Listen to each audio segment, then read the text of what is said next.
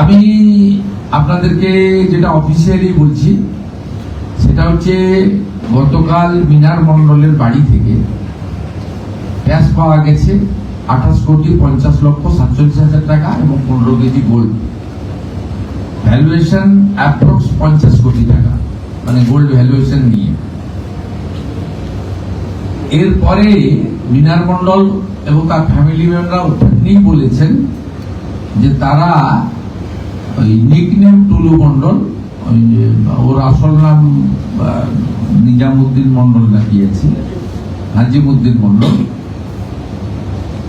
ওনার টাকাই ওখানে ছিল।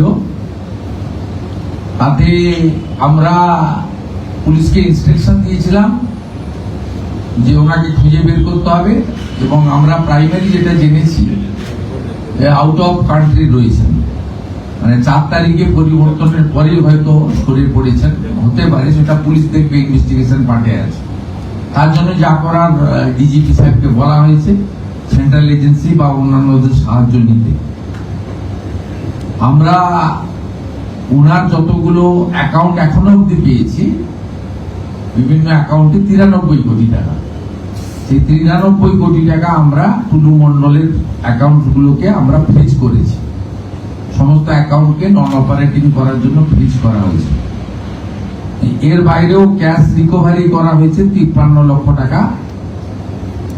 আর আমাদের gold ornament 268 gram, 400 silver 400 gram, platinum jewellery around 23 gram. এছাড়াও আপনার 3 ক্যাশ কাউন্টিং মেশিন পাওয়া গেছে, 1 computer, 2 pen drives, 1 CPU and several documents like road challan, DCR, money received, checkbook। এছাড়াও আপনার 83টা ট্রাক আর ড্রাম্পার 83, সেটাকেও সিজার লিস্টে নেওয়া হয়েছে। এর বাইরে আমরা 21টা প্রপার্টি পেয়েছি, সেটা আন্ডার প্রসেস রয়েছে প্রপার্টি।